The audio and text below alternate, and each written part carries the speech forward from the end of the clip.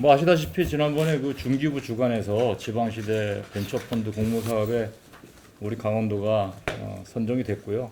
전체적으로 볼 때 1,025억 원 정도의 펀드가 되겠습니다. 그래서 국비가 600억 원이 들어가고 지자체들이 함께 출연한 지방비가 425억에서 1,025억짜리 펀드가 되는데 이 펀드를 그대로 투자하는 게 아니고 상당 부분은 자펀드를 만들어서 펀드 투자가 될 거고 그 다음에 직접 투자가 한 207억 원 정도 해서 1,500억 정도의 밸류를 기대를 하고 있습니다. 예, 아무래도 가능성이 높은 기업에 투자를 해야 된다는 것이 이제 펀드의 생리이기 때문에 결국은 강원도가 추진하고 있는 전략 산업 위주로 아마 투자가 될 겁니다. 바이오라든가 반도체라든가 수소, 모빌리티, 또 최근에 방위산업, 그다음에 K푸드, ICT 그런 기업들이 아마 수혜 기업이 되지 않을까 생각이 듭니다.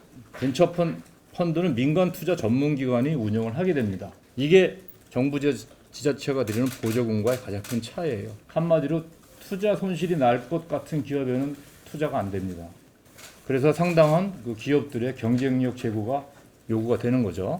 이 벤처펀드는 돈을 집어넣어서 수익 창출까지 해야 됩니다. 그렇게 해서 만든 펀드를 가지고 다시 또 수익을 만들므로써 펀드가 계속 규모가 커지고 선순환되게 만드는 게 벤처펀드의 목적입니다. 즉 벤처펀드사에서 특정 기업에 펀드를 투자하게 되면 그 회사의 지분을 갖는 거예요. 초기 단계의 기업일수록 기업 가치가 낮게 평가되기 때문에 벤처 입장에서는 그 기업이 성장했을 경우에 기대 수익률을 높게 기대할 수 있는 겁니다.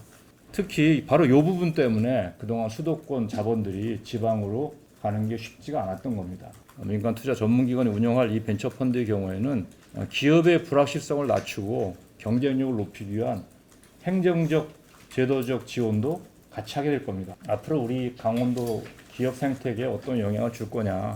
그동안 강원도가 이 벤처, 특히 펀드 부분에서 타 지자체에 비해서 앞서간다고 이야기하기가 쉽지 않은 환경이었습니다. 그렇지만 이번에 펀드가 마련됨으로써 이게 자극이 되어가지고 강원도 기업들이 이제는 스스로의 경쟁력에 의해서 성장할 수 있는 그런 분위기가 환경될 것이다 라고 기대를 하고 있습니다. 펀드 유치에 이걸로 끝나지는 않을 거고요. 일단 도 내에는 펀드 전문 조직을 따로 만들 겁니다. 그리고 그동안 뭐 창투사라든가 또 우리 뭐 벤처 관련된 유관 기관들이 좀 있었는데 이런 분들과 협조를 해가지고 분산되어 있던 역량을 한 곳으로 모을 생각입니다.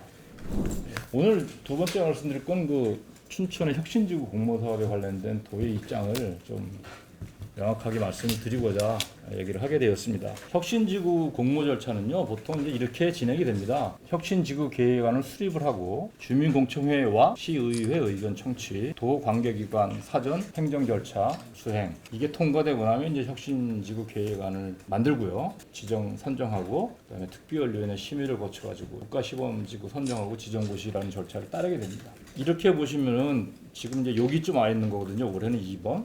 근데 제가 미리 말씀드리면 2, 3, 4 단계 없이 국토부에 먼저 신청할 수 있습니다. 하지만 이 부지가 갖고 있는 공원이라는 특성 때문에 바로 그 점 때문에 국토부는 이렇게 생각하는 겁니다.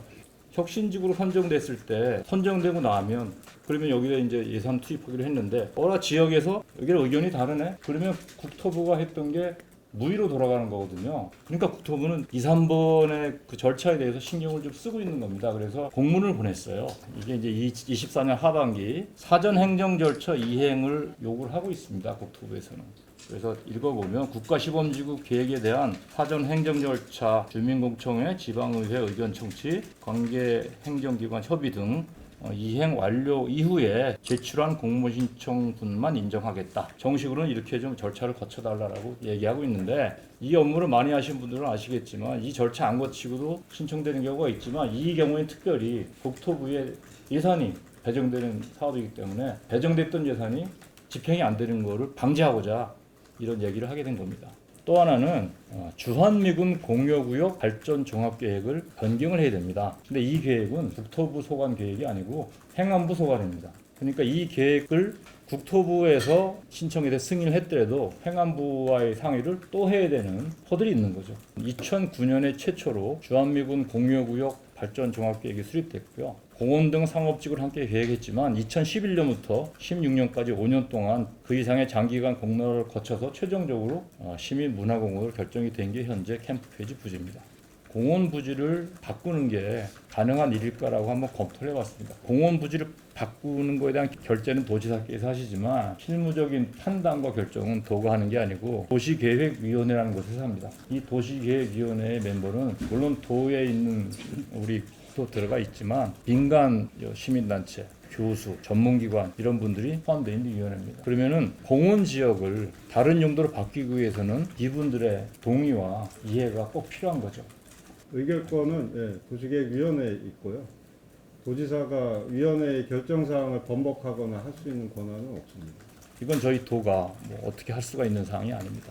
그래서 저희는 과연 이것이 테이블에 올라갔을 때 이 위원회를 통과할 가능성이 있을까에 대해서 한번 시뮬레이션을 해봤습니다. 일단 강원도 내에서 공원을 상업지구나 업무시설로 변경한 사례를 찾을 수가 없었고요. 또 전국적으로도 지금 저희가 부지런히 찾고 있는데 아직까지 사례를 찾을 수가 없었습니다. 공원 해제가 이 공공성의 상실이라는 이해와 부딪히기 때문에 그렇습니다. 그래서 결론이 이렇습니다. 이거는 공감과 상의를 통해서 우리가 다 같이 힘을 모을 수 있는 분위기를 만들어가면서 차분하게 추진을 해야 될 일이다라고 말씀을 드리고 싶습니다. 예, 이상입니다.